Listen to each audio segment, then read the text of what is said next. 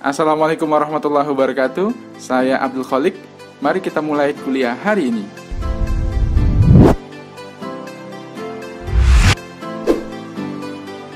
Selamat datang di mata kuliah pemrograman visual.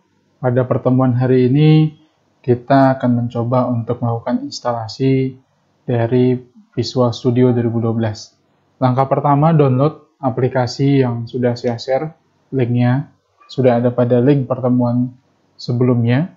Kemudian pada file yang sudah di-download tadi, ada dua buah file.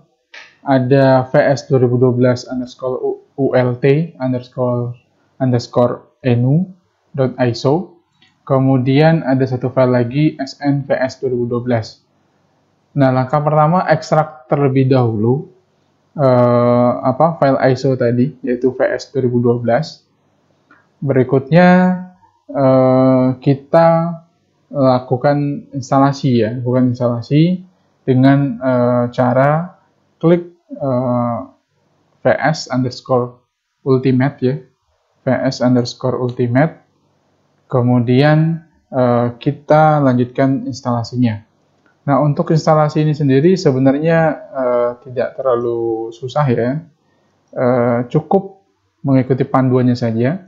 Yang pertama nanti kita pilih ataupun kita centang I agree di lisensi untuk join the customer experience. Ini sifatnya opsional, tidak mesti dicentang ya. Itu kita abaikan saja. Kemudian next, lanjut. Ini semua kita centang saja semuanya sesuai dengan standarnya. Kemudian berikutnya kita tunggu. Ini prosesnya cukup lama, kurang lebih bisa sampai 30 sampai dengan 45 menit ya. 30 sampai 45 menit. Jadi silakan ditunggu sampai dengan proses instalasi ini selesai. Jadi ini cukup memakan waktu. Oke. Berikutnya setelah selesai install ya, itu nanti kita akan diminta untuk launch Visual Studio. Nah, klik saja. Berikutnya nanti akan muncul form isian untuk menginputkan serial number. Nah, berikutnya adalah kita buka serial number yang sudah di-download tadi. Copy filenya, serial numbernya, cukup satu baris aja. Kemudian paste di form isian serial number tadi. Kemudian lanjut, oke, gitu ya.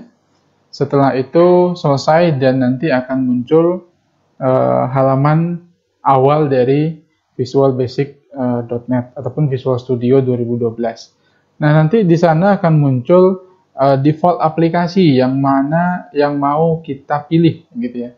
Default aplikasi ataupun default bahasa pemrograman yang mau kita jadikan sebagai default ketika kita membuka Visual Studio, maka bahasa pemrograman itulah yang akan dijalankan. Nah, untuk ini pilih Visual Basic Development ya. Visual Basic Development, kemudian langsung Start Visual Studio. Oke, ketika sudah di Start Visual Studio, maka akan langsung tampil halaman utama Visual Studio itu sendiri. Yang nantinya saya juga akan jelaskan gitu ya. Saya juga akan jelaskan seperti apa antarmuka dari aplikasi ini. Oke, silakan diselesaikan dulu proses instalasinya sesuai dengan video ini.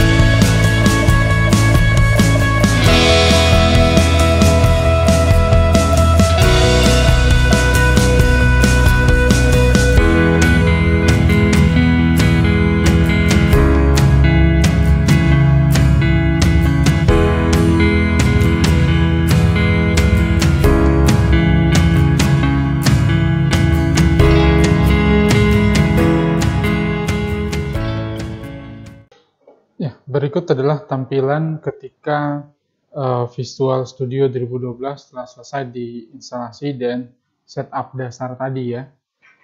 Nah, di sini terlihat ketika kita mencoba membuat project baru dengan cara klik File, New Project, kemudian nanti kita pilih Windows Form dan masukkan nama projectnya, klik OK, maka akan tampil seperti pada gambar di video ini ataupun pada video ini gitu ya.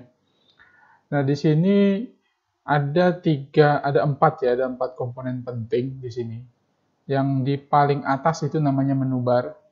Menu bar ini nanti kita fungsikan untuk mengatur segala sesuatu di dalam pekerjaan kita adalah untuk memprogram ini gitu ya. Ada file, edit, view, project, build gitu ya. Sampai dengan help ya di ujung paling kanan gitu ya. Kemudian ada icon di menu bar, itu juga punya fungsi masing-masing yang akan sangat kita gunakan, terutama nanti untuk fitur save dan save all gitu ya. Save itu gambar disket yang satu, save all itu gambar disket yang dua gitu ya. Nah itu untuk yang akan kita gunakan nanti. Kemudian di situ ada undo dan juga redo, panah ya, panah yang arah ke kiri untuk undo, panah arah ke kanan untuk redo gitu ya. Kemudian di sana juga paling penting ada tombol start gitu ya, start, kemudian tombol pause dan tombol stop. Start dilambangkan dengan segitiga ya, segitiga hijau. Ya, itu adalah untuk menjalankan aplikasi yang kita buat gitu ya. Jadi untuk menjalankan aplikasi nanti bisa menekan tombol start tersebut pada menu bar di atas, ataupun cukup menekan tombol F5 pada keyboard ya. Nah, kemudian setelah kita menjalankan aplikasi, kita bisa mempause aplikasinya. Nah, tujuan pause ini nanti adalah untuk kita melihat code-nya gitu ya. Melihat coding gitu ya. Misalkan kita mau melihat debug-nya, coding ini seperti apa gitu ya. Nah, itu kita bisa kita lakukan pause gitu ya. Nah, kemudian sampingnya lagi nanti warna merah ketika itu sudah dijalankan, maka akan aktif sama seperti pause tadi ya. Itu baru akan aktif ketika program sudah dijalankan. Nah, stop untuk menghentikan program yang sedang dijalankan secara keseluruhan.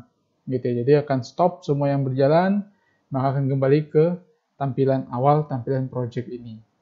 Nah, kurang lebih seperti itu untuk bagian menu bar. Sekarang kita beralih ke menu paling kiri, yaitu toolbox ya. Nah, toolbox ini adalah menu-menu ataupun objek lebih tepatnya ya, objek-objek yang ada di dalam Visual Basic 2012. Secara umum sih untuk versi di bawahnya ataupun di atasnya mirip ya, mirip. Hanya ada beberapa saja perubahan. Tapi tidak terlalu signifikan untuk objek ini gitu ya. Nah, oke. Kemudian di objek ini fungsikan untuk kita merancang aplikasinya. Misalkan kita mau buat form isian data mahasiswa, berarti kita butuh teks untuk mahasiswanya, keterangannya ya apa yang mau diinput, kemudian form inputannya gitu ya. Berarti kita perlu masukkan text box misalkan gitu ya, untuk menginput teks, number gitu ya, dan seterusnya. Atau mungkin kita butuh tanggal gitu ya, kita mau masukkan tanggal lahir, berarti kita perlu objek date gitu ya. Atau mungkin kita mau pilih jurusannya berdasarkan opsi gitu ya, opsi, berarti kita bisa pilih checkbox, atau mungkin radio button, atau mungkin juga bisa combo box, dan seterusnya. Nah, nanti disesuaikan dengan program yang seperti apa yang mau kita rancang. Maka objeknya itulah yang kita masukkan ke dalam bagian tengah. Nah, ini bagian yang ketiga ya. Bagian tengah yaitu bagian desain. Nah, di bagian desain inilah bagian di mana kita menginputkan segala objek yang mau kita tambahkan di dalam desain programnya. Berikut juga nanti di bagian desain ini juga akan menghubungkan ke bagian code-nya. ataupun ke bagian codingnya.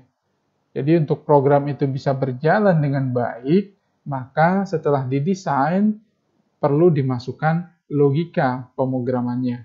Nah, logikanya dimasukkan itu di dalam halaman code gitu ya. Halaman code itu nanti bisa caranya adalah klik kanan pada project di sebelah kanan ya, ataupun di dalam form juga bisa klik kanan pilih view code atau cukup tekan F7 gitu ya.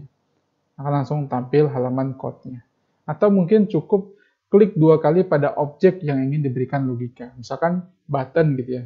Simpan misalkan ketika kita klik tombol simpan maka akan terjadi suatu aksi menyimpan data gitu ya. Maka kita cukup klik 2 kali pada button simpan kalau itu yang akan nantinya kita kerjakan gitu ya. Kurang lebih seperti itu. Kemudian di paling kanan itu ada 2 buah subbagian ya. Ada Solution Explore gitu ya. Kemudian di bawahnya ada Properties gitu ya, Properties. Nah, Solution Explore adalah menjelaskan seperti seperti objek-objek apa saja yang ada di dalam project ini gitu. Misalkan kita membuat ada form 1, form 2, form 3 dan seterusnya. Kemudian di sini juga kita bisa melihat sub objek tadi. Misalkan di form 1 itu ada apa aja sih? Misalkan ada label gitu ya, ada text box, ada combo box, misalkan ada radio button, nanti bisa juga kita lihat di sini. Kemudian di sini juga kita bisa menentukan form mana yang akan berjalan duluan ketika aplikasi ini dijalankan. Itu caranya cukup dengan klik kanan pada project, kemudian pilih properties ya, kemudian pilih start projectnya yang mana gitu ya, form yang mana gitu. Lebih lanjut nanti kita juga akan bahas ini untuk di kasus yang lain gitu ya. Kemudian properties. Nah, properties ini adalah untuk mengatur setiap atribut ataupun isi dari setiap objek gitu ya. Nah, di propertiesnya nanti kita atur. Misalkan kita mau masukkan teks dengan isinya adalah nama saya. Ini nama saya, berarti kita masukkan objek label. Kemudian kita ingin mengganti label 1 itu menjadi ini nama saya. Maka caranya adalah klik objek tersebut, label tadi, kemudian pada bagian teks ganti menjadi ini nama saya. Maka teks yang tampil di dalam desain itu akan berubah dengan yang sesuai kita ketikkan tadi. Mungkin kita mau merubah fontnya menjadi lebih besar, berarti kita pergi ke bagian font, kemudian pada bagian size-nya. Mungkin kita mau ganti jadi ukurannya 15, 16 gitu ya. Atau mungkin kita mau fontnya jenisnya lain, ya tinggal kita pilih tipe fontnya gitu ya. Atau mungkin kita mau kasih background di fontnya, itu juga bisa. Nah, intinya atribut-atribut di dalam masing-masing objek itu kita atur di bagian properties ini. Nah, kurang lebih seperti itu untuk penjelasan antarmuka dan juga proses instalasi Visual Studio 2012.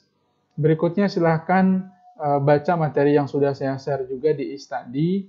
Kemudian di sana juga ada latihan ya, ada latihan prakteknya. Silakan dicoba. Kemudian coba eksplorasi dan mari kita diskusikan mata kuliah ini agar kita semua memiliki pemahaman yang baik tentang mata kuliah ini. Terima kasih. Cukup sekian dari saya. Wassalamualaikum warahmatullahi wabarakatuh.